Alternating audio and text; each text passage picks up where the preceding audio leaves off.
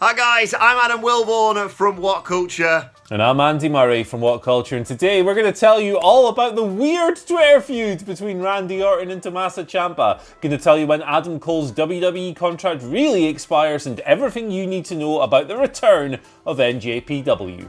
Plus an update on all the developments heading in to Backlash, including the greatest wrestling match ever between Edge and Randy Orton. And Corey Graves has deleted his Twitter account. This is the news. Yes, you could say Corey Graves has become a Twitter quitter. It's not even my gag, I'm very sorry. Anyway, let's kick things off by talking about Randy Orton and Tommaso Ciampa. They've been beefing back and forth on Twitter, and it's kind of funny. So this began over the weekend. Randy Orton tweeted after TakeOver in Your House had finished a well-received TakeOver in Your House event. He tweeted the following.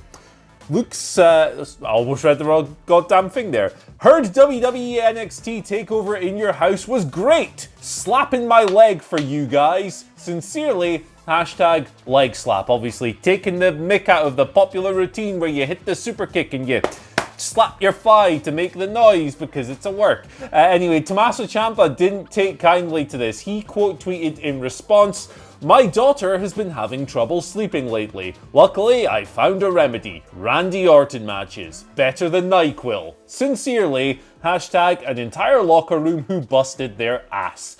Randy Orton came back. He said, "Looks like I hurt the feelings of the self-appointed locker room leader of a wrestling school. Let me know what time hashtag leg slap class starts so I can take my game to the next level." Now, if that wasn't enough for you, Randy Orton's wife tweeted as well.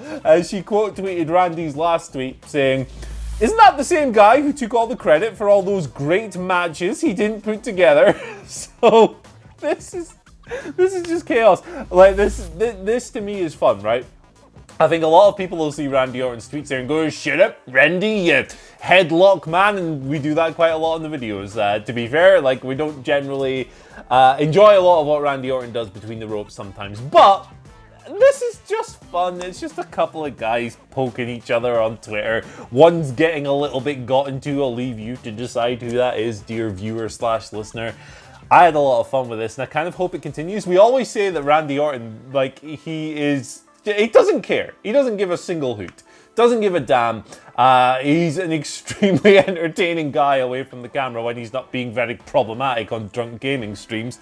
That was awful. But other than that, I mean, this is just a good time, isn't it? Yeah, Twitter beef between wrestlers can often be entertaining like this. I'm not sure if I was Randy Orton heading into the week where there is the pre-announced greatest wrestling match ever that you're taking part in, that I'd be going after Tommaso Ciampa, a man who's had certified 5-star matches down in NXT. I just feel like Tommaso Ciampa is just going to be like, I'm just going to wait until Sunday for this one. But yes, good fun, and I'm sure we can all pick a side on this one. In fact, let's talk a little bit about Randy Orton and Edge, that match at Backlash, which, as I said, continuously, repeatedly, has been called the greatest wrestling match ever. Before it happens, and we'll point out that the greatest wrestling match ever is taking place at Backlash. Unfortunately, it's not that match. It's the triple threat match for the women's tag team titles. A match that's not only going to be the greatest wrestling match ever, it is going to be the match that is the most iconic! What were we talking about? Oh yeah, Edge, Randy Orton, Backlash. Now we reported yesterday that the Backlash card had been mostly taped. That was according to reports circulating at the time. But according to Wrestling Observer Radio, the only contest at Backlash that has been pre-recorded is the greatest wrestling match ever between Edge and Randy Orton. It was taped at the Performance Center yesterday. For those of you like myself who are slightly concerned that in their eyes a great wrestling match has to go like 40 minutes or whatever, apparently Backlash's match is a, quote, hefty, lengthy match, which makes my blood run cold. Because I get it, some people did enjoy the match that they had, the last man standing match at WrestleMania 36, but it wasn't my cup of tea, it wasn't many people's cups of tea, and, you know, great wrestling matches, you know, it don't have to go long to be considered great. Now, I wouldn't be surprised if this is all just one big troll and it's going to be 5 seconds where Edge enters, gets kicked in the dick, RKO'd and pinned, but who knows? It's pre-taped. Apparently, they've both put a lot of work into this. They've tried to make this the greatest wrestling match ever. They've also been helped, of course, with all the editing that's going to go into this ahead of Sunday's airing of this. Andy, how are you feeling about Edge versus Randy Orton?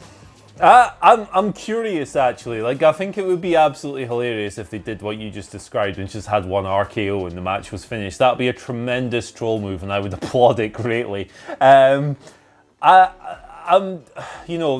set Edge and Orton up for failure, really, here, because the greatest wrestling match ever can't live up to that. Like, you could put, I don't know, who do you think the two best wrestlers in the world are? You could say... Billy Bloody Kay and Peyton Bloody Royce. All right, Billy Kay versus Peyton Royce, give them 45 minutes in the Tokyo Dome, and there's no guarantee they'd have the best match ever, 8-star and a third classic or whatever.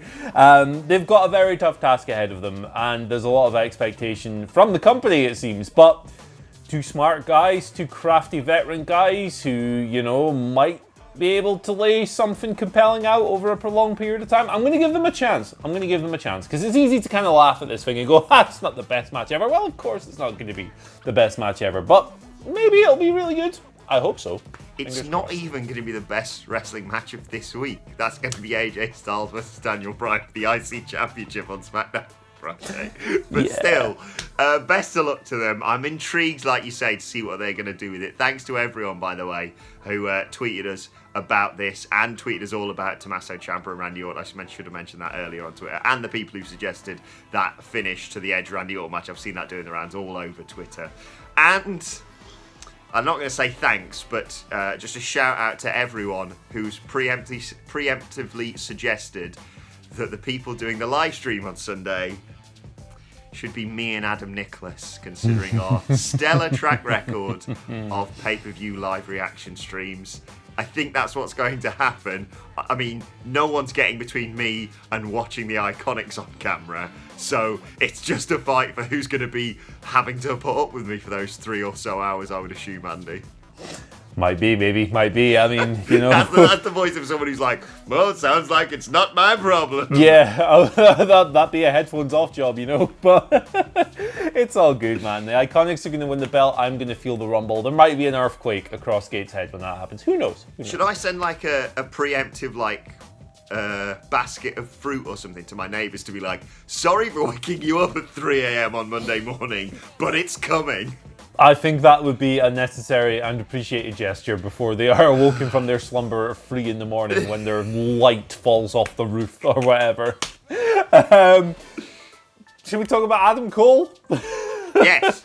All right, so the last week we had a report from Wrestling Inc. Stating that, why did I say it like that? Wrestling Inc. It's like Squid Ink, but for a pen, a wrestling pen with squids.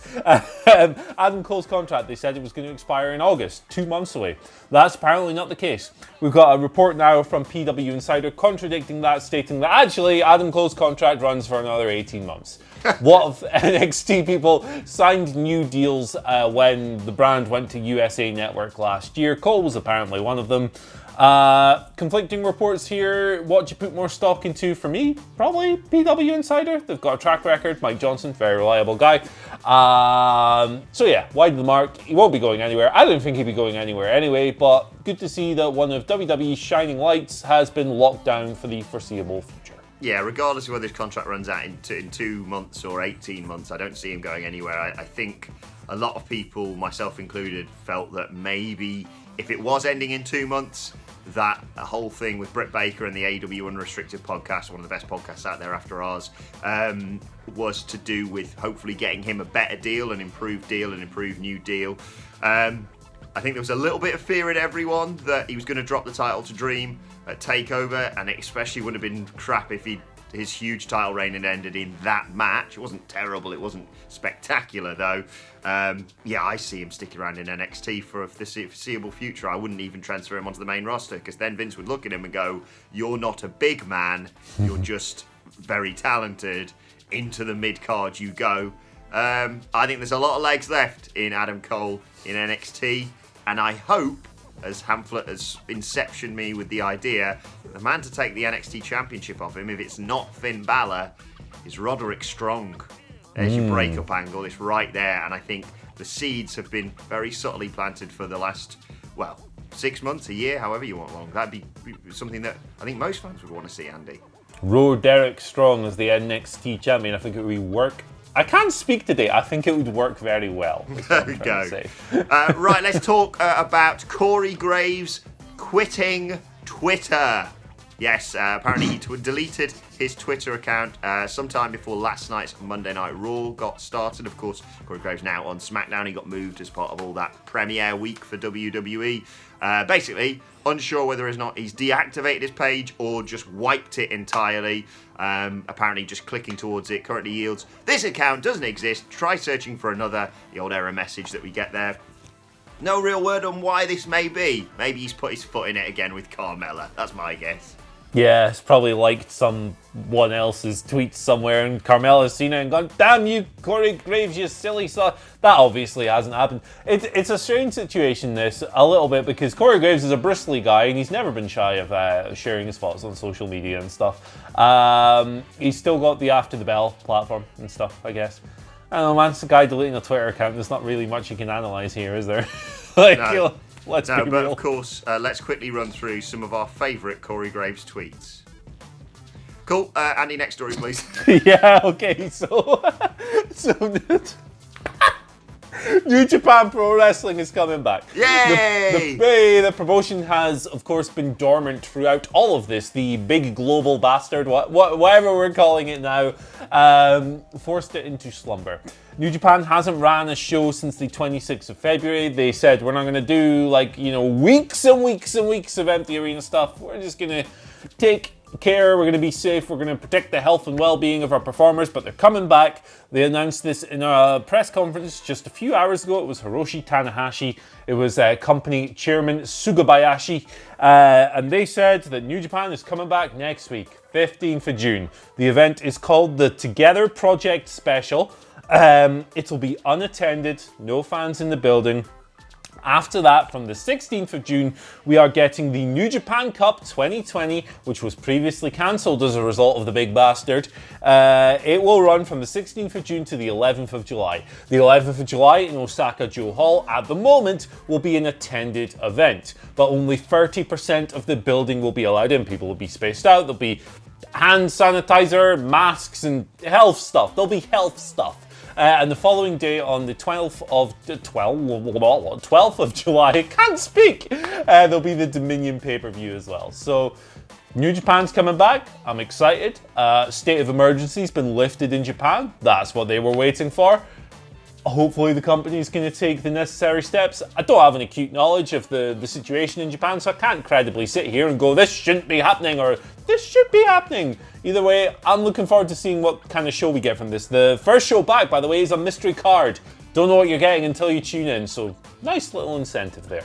Yeah, I got to chat to Tama Tonga just last week. The interview is up on our YouTube channel and available as a podcast if you want to listen to what you're out and about. And I think the wrestlers, just like the rest of us, were eager for New Japan to come back. But New Japan, as we say, kind of held off for as long as possible, adhering to the most safety protocols.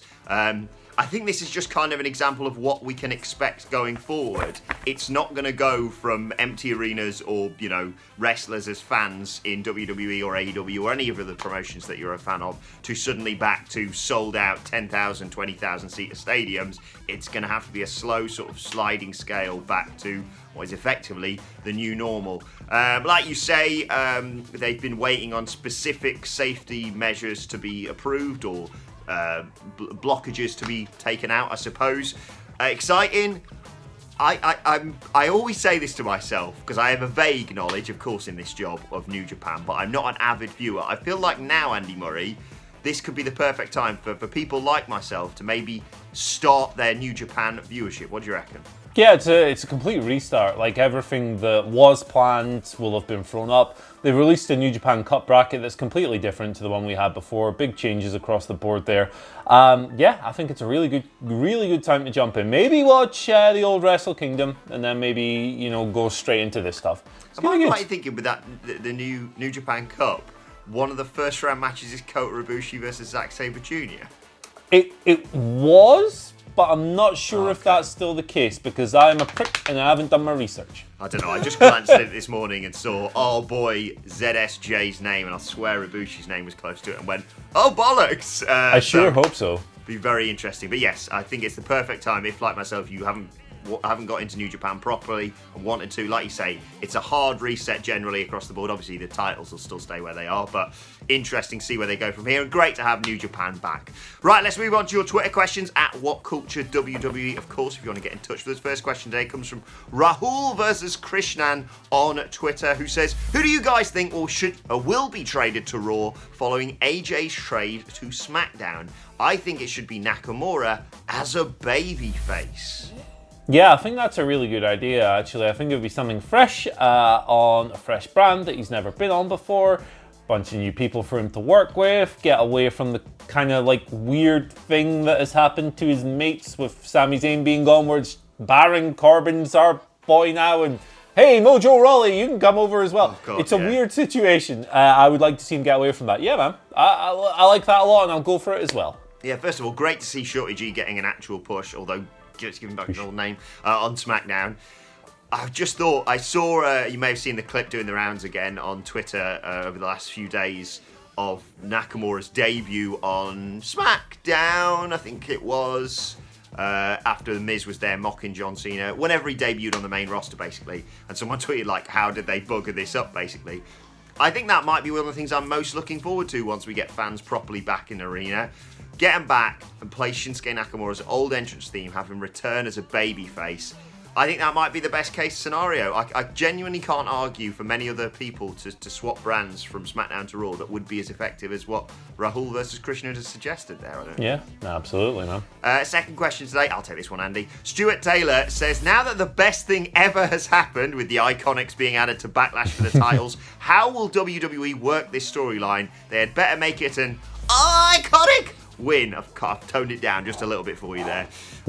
Well, Stuart, I have to give all credit for this to, I believe, Michael Hamfler, who was discussing this with me last week and has suggested it on multiple occasions, and especially now they've set it up as a triple threat match for Backlash. You have three tag teams that are all arguably on the verge of splitting for different regions. Obviously, Sasha and Bayley are eventually going to split. They're going to feud for that SmackDown Women's Championship, hopefully, at SummerSlam, if WWE books it correctly. It'd be one of the best examples of long-term booking they've had for quite some time, to be fair. The Iconics have, of course, teased, but they will never split up because that's the worst booking decision ever. And if you want to free up Alexa Bliss to do some single stuff, she's kind of done all she can with Nikki Cross by her side. So either of them could turn on each other, if I'm perfectly honest. But I think, and this is what Michael Hamflet suggested, you had Bayley eating the pin at WrestleMania 35 after another team hit her with a huge move, and the Iconics came in and stole the pin. Copy-paste for this title win for the Iconics. I know I'm biased, I know what I want that to happen,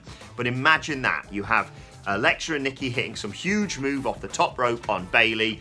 In come the Iconics, chuck them out, steal the pinfall, they regain their tag team titles. You've got Alexa and Nikki falling apart yet again because they can't get the titles back and they've lost again. You've got another seed planted in that Sasha and Bayley disintegration, which also would be great because Bayley would be the person who's got pinned both times to lose the titles. And if I'm not mistaken, Sasha was the one who won the titles on both occasions as well. So this whole, Bayley's the champion and the best thing in this partnership and Sasha's just a tag-along loser would have more fuel added to that fire. What do you reckon, Andy? I think that is excellent. I think it's very sharp. I think it's very smart. I think it's very logical. And I think it's built on, if you unravel that, it's an incredibly well-told story. However, it's WWE, so Tamina, that's what's going to happen.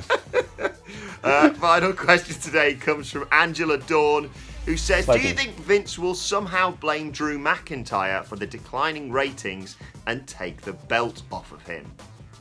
But this is an interesting situation because he loves a little scapegoat. Remember the Baron Corbin stuff in late 2018? It's your fault, Baron. We're going to get rid of you, but we're not really. Yeah.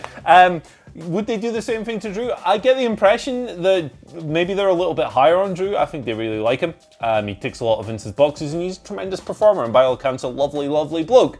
However, when, things go down the plug and the night of the long knives happens and the wolves come out, the McMahons are always very quickly to go, it's this guy's fault. He's the guy on top. He's the guy they would naturally point to. I could see it happening, but I'm not willing to go all in on that take. Can't see the fact that they've put Charlotte on every show and that's declined still being their noticed point whatsoever. But I hope not. Yeah, I think Drew's been doing wonderful stuff as WWE Champion. I think they've built this feud with Bobby Lashley really well, including last night, if I'm perfectly honest. I'm excited for the match on Sunday.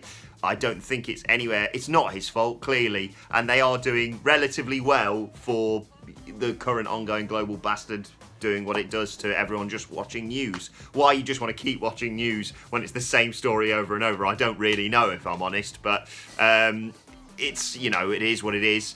And I hope that they don't do that and hope they don't say, don't worry everyone, the saviour's here, Brock Lesnar's back. Because that's not the solution either. Just do good storytelling and people will come back and maybe chuck in the odd legend to draw those fans back in to get interested in this stories. I hope not, Angela, but I can see it happening. Right, let's move on to today's. And finally, I want to give a shout out to Neil at Extreme Lionheart on Twitter. He tweeted this as a suggestion to myself and the Dudley Boys for the 24/7 Championship on last night's Raw. But I wanted to give this a mention because I kind of wanted this to happen whenever at some time going forward. Neil tweeted, crazy prediction, but how about if on Raw tonight, Todd Pettengill rolls up R-Truth for the 24/7 title and Truth keeps asking all the talent if he's hiding in your house. Hey. What I'm taking from this, Neil, for you, Andy Murray, is Todd Pettengill needs to be the 24/7 champion, doesn't he? That needs to happen because he was an absolute legend at NXT TakeOver in Your House. We've all campaigned for him to get a full-time position in WWE off the back of that. If that's not going to happen, for God's sake, give him that championship because he would be spectacular. Yeah, give him every job in the company. He did just such a wonderful job within Your House. If In Your House is going to be an annual thing or a semi-regular thing, he should at least be on every single one because it was just the much-needed jolt of fun nostalgia that this grumpy old bald goof on the internet needed to have a really good time with TakeOver on Sunday night. So get him in. Hamflet was sharing me a clip of Todd Pettengill singing at the 97 Slammy Awards, I think, yesterday, and it was just an absolute boy popper. Go and check that out. And this is the start of the petition. Get Todd Pettengill to the 24/7 Championship. Shout out to Neil. Let's get this happening because I think it would be, in that prestigious championship, another amazing moment. Let us know your thoughts on that and all today's news stories in the comment section below. Don't forget to like, share and subscribe. And subscribe to WhatCulture Wrestling on either iTunes, Spotify, wherever you get your podcasts from for daily wrestling podcasts. Myself and the Daddy Boys reviewing Monday Night Raw, of course, later on today. Plus, you can let us know your thoughts and Twitter questions. Oh, and don't forget to join us actually at 4 p.m. live today here on YouTube, answering all your WWE questions. Myself, Cleary, and Nicholas for that, of course. And let us know your thoughts and Twitter questions, as I said, on Twitter at WhatCultureWWE. Watch, they can follow both of us. You can follow Andy Murray at Andy H. Murray. The H stands for hashtag 24/7 Todd. Let's make that a thing, maybe. Oh, I like that. You can follow me at Adam Wilborn. Follow us all at WhatCultureWWE. But for now, my thanks to Andy Murray. Great to have you back, mate. Thank you for watching, and we will see you soon. Bye.